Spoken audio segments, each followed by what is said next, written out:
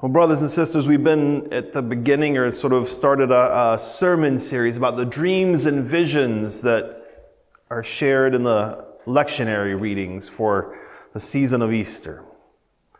Because in Scripture stories, so often dreams and visions become an avenue by which God speaks to God's people.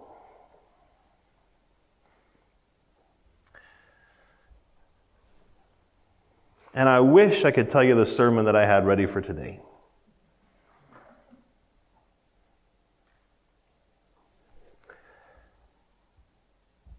I'm so tired of lighting candles.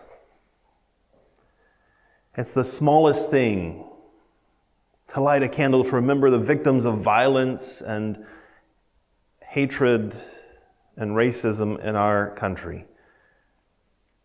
And I'm so tired of lighting candles. I was trying to remember how many times we've begun worship lighting candles in the 11 years that I've been here.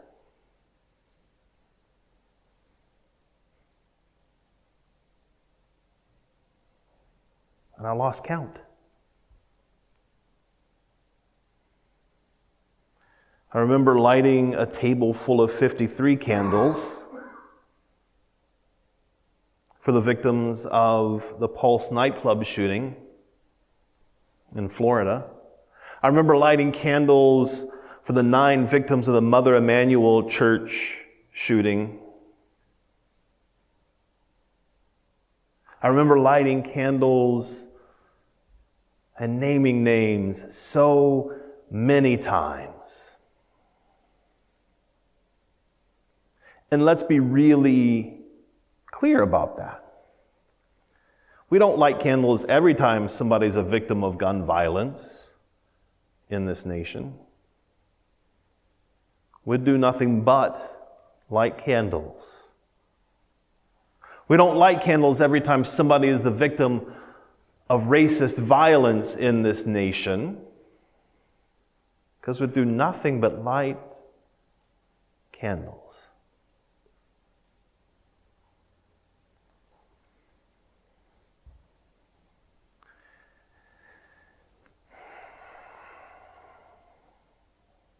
And even only lighting candles at the most horrifying atrocities in our nation. I can't remember them all. Something is very broken.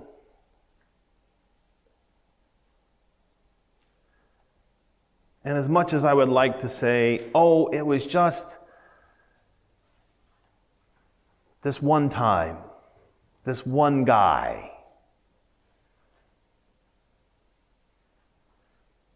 it's baked into the system, isn't it? When it happens over and over and over and over again, we can't say it's an exception to the way things are. It is the way things are. A friend of mine once, in a different context, said that systems are perfectly designed to produce the results they get.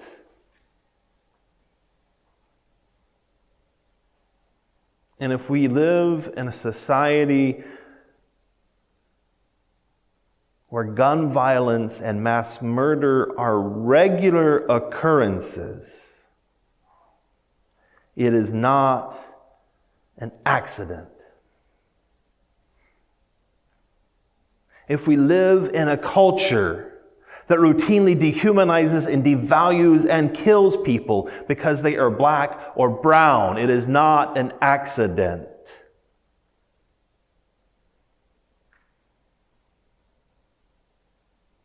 It's what the system is designed to produce.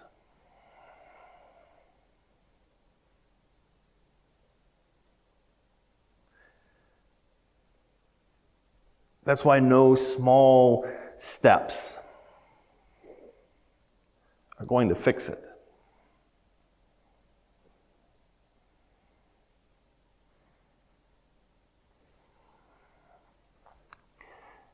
And I know Buffalo is a long way away. And Orlando is a long way away. And Atlanta is a long way away.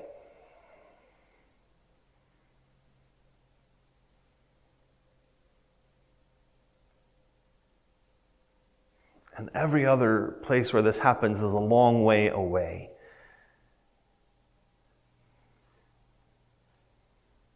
But I promise you that for the people who live in Buffalo and every other place where this has happened, violence seemed a long way away until it visited their neighborhood. We are not in Hillsboro somehow immune and protected from the same evil and violence that has been visited on so many brothers and sisters in other parts of our country. And we better not think that somehow we are protected. Because we are not. And I don't say that to say, we should be running around fearful that the worst thing possible is going to happen tomorrow, or that we should be panicky and not sleeping at night. What I'm saying is, we better not think that somehow this is somebody else's problem and not ours.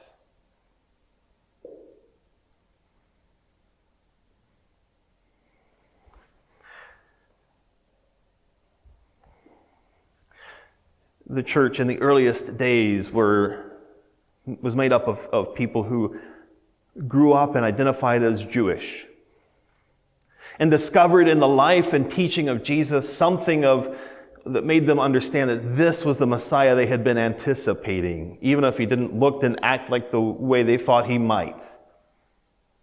And they committed themselves to being followers of Jesus and faithful practitioners of the Jewish faith. But really early on in the church's history, the gospel got loose in the world. And Gentiles began to be attracted to the good news that they discovered in Jesus. And we know that there was conflict.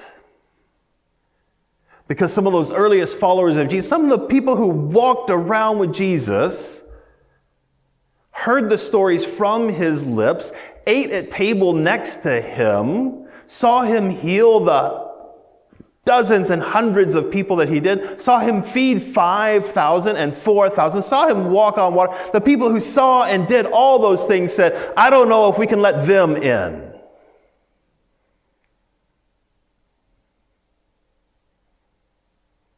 So it's not a matter of how close or faithful or a good Christian you are. It is human nature to want to divide the world between us and them.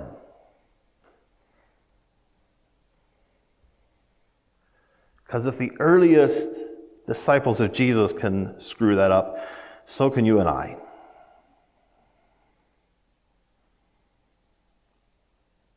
Peter.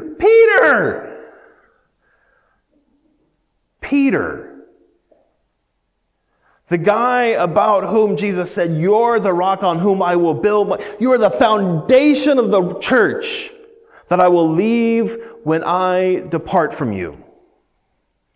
That guy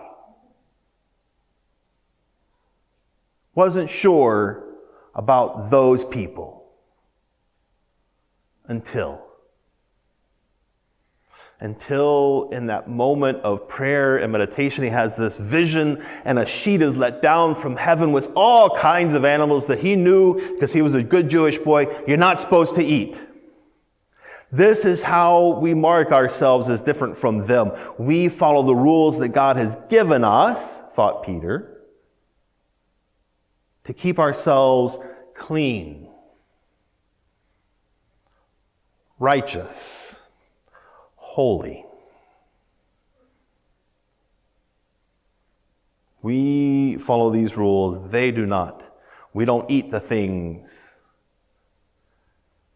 that are in that sheet let down from heaven. And the voice from heaven says, Peter, get up, kill, eat some of this. Now, I know you and I, when we hear that story, we think, oh, bacon, everybody should eat bacon. Right? But in fact, it's important to recognize that at that moment when Peter looks at the animals in that net, in that vision that's being let down from heaven, it's not yummy stuff he's seeing. It's stuff that turns his stomach. Stuff he can't fathom letting pass his lips because it is dirty and gross and wrong. He must have had a visceral reaction when he hears the voice saying, "Here's lunch."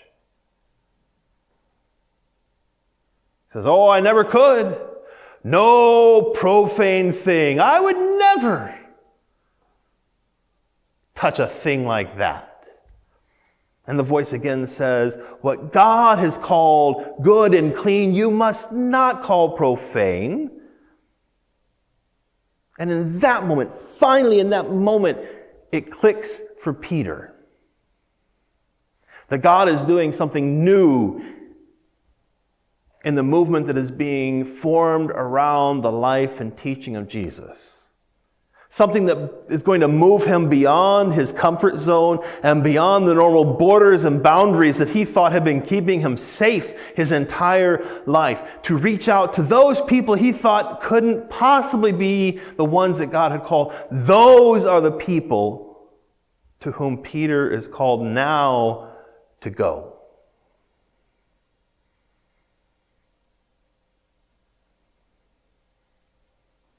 To reach out beyond himself, to do the thing that is not just a little uncomfortable, but that until that moment he would have thought impossible and wrong, profane, offensive to God. In that moment, in that vision, Peter sees something new that God is calling him to do, that this new thing that is happening in the life around Jesus is not just about maybe occasionally letting a really nice Gentile boy come sit at the table, but that it is a new thing altogether that God is doing.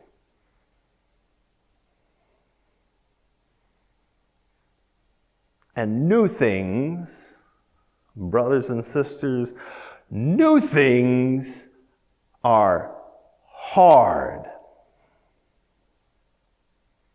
No, not hard.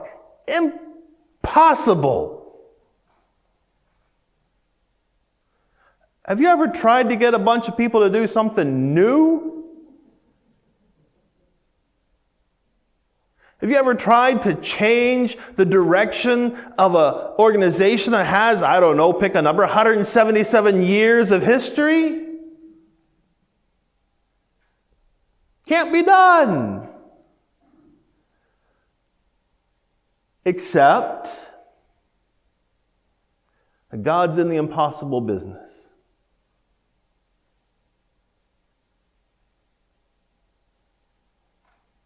Can't be done except by the very grace of God.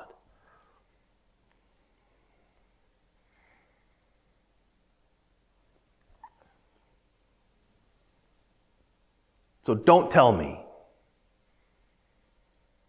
that the church cannot or should not be a voice against gun violence in this nation. Because if we want things to be different, we've got to be willing to let ourselves be used by the Spirit of God to proclaim something different. You'll never change the rules, they say. It's in the Constitution, and we've looked at it. You're right, it's impossible.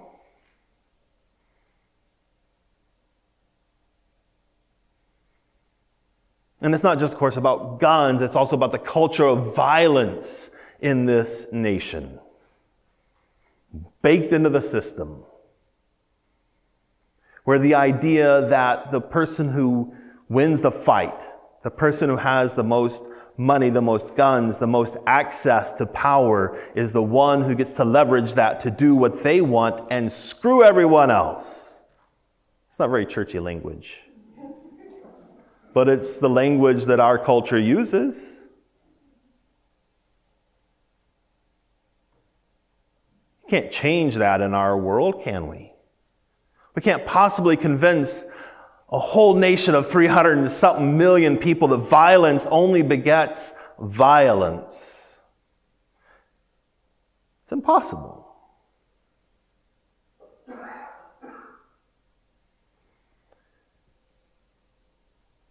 We cannot undo or change people's hearts in a world, in a culture, in a nation that is so deeply, deeply racist. It's just what they grew up doing and saying and thinking. It'll get better someday. Well, we can't. How could we possibly think that we could? What can we? It's just how it is.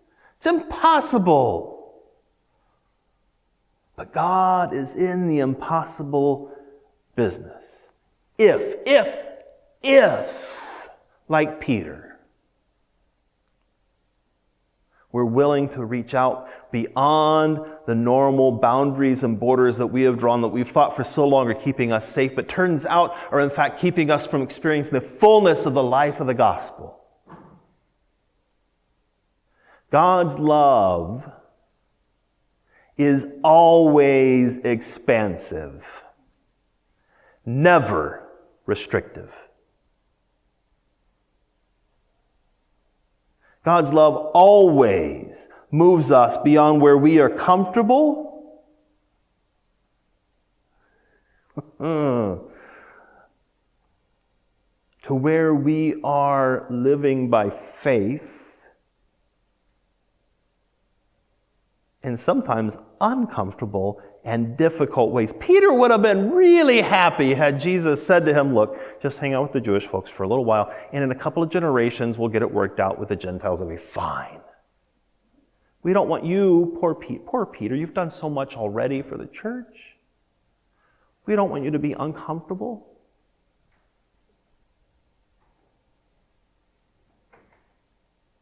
But the Spirit had a different idea. Peter, you're the one we need to say to the other followers, the Gentiles have every part of the gospel that we do. So if we, like Peter, can be willing to be uncomfortable, to be called to the hard work of stepping beyond the normal borders and boundaries that we've thought for so long were keeping us safe, if we can do that, then we get to be a part of God's impossible work in this world to do something new.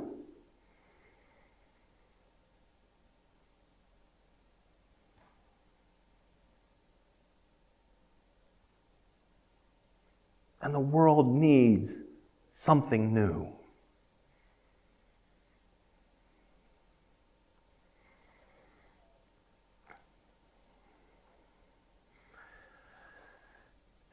Look, here it is. Portland, I've said this before, I hope it's not news to you, is the widest major city in the United States. That's not accidental. The system produces the results it's designed to produce.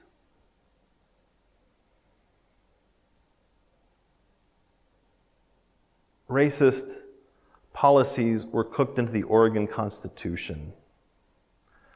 The foundation of this state was to be a place for white folks to live just with other white folks.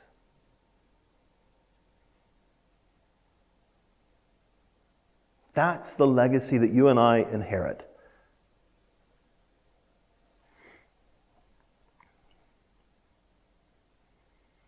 And we cannot magically undo a couple hundred years of racism. But we can do what we can with great love.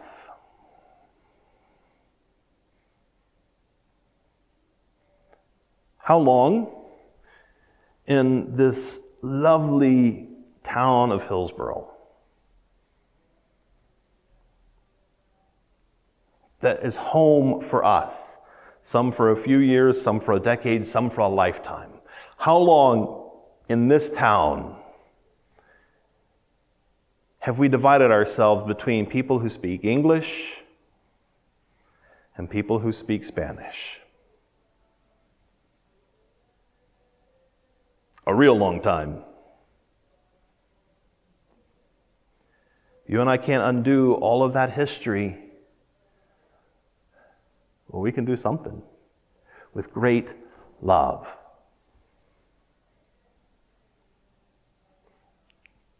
We didn't plan this,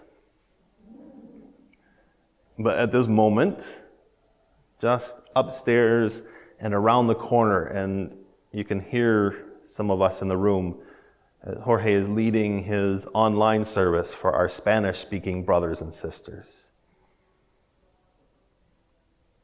Right at this moment, we and they are taking some small step to dismantle the ideas that support white supremacy in our city and in our nation, and too often in our churches.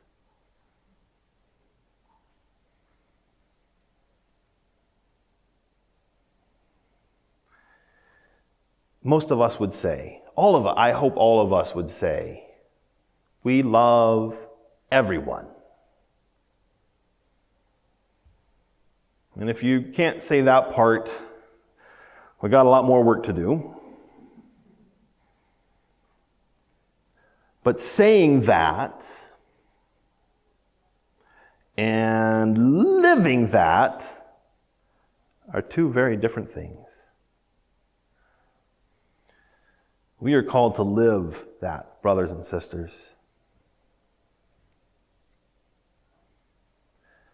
Part of why I think it is that God has called this congregation, you and me, to be a multicultural, bilingual gathering of God's people is not so that we can feel good about ourselves and pat ourselves on the back and go, oh, aren't we just so, insert your favorite word here, progressive, woke, great. But rather so that God can use us as an instrument to begin to undo the racism that is baked into the system. Amen. It is hard work. And we can't do it all in one day. But we can do something with great love. We can take steps, small as they may be, in great love, until we find one day that we've walked ourselves in grace past the borders that we used to think would keep us safe and secure.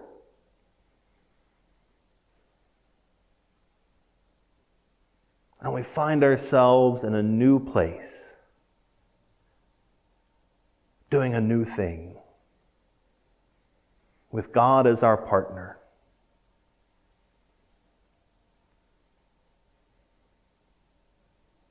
God is at work, brothers and sisters.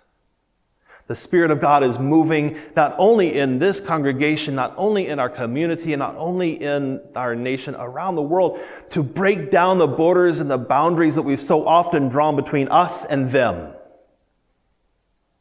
God is at work to undo the very thing that we thought was going to be so important. To say, we're the saved ones, they're the lost ones. We're the healed ones, they're the broken ones. We're the good ones, they're the bad ones. It is only when we recognize that we are all part of God's family, that the problems that affect our black and brown brothers and sisters are the problems that our white brothers and sisters also have to solve. It's only then that we begin to be at work in God's kingdom. When we divide ourselves between us and them, thinking that we're keeping ourselves on the inside and them on the outside. I promise you, brothers and sisters, Jesus is over there knocking down the walls every time. and inviting us to come on over here. Come see the new thing that we've done. And that, my friends, is the good news. Thanks be to God. Amen.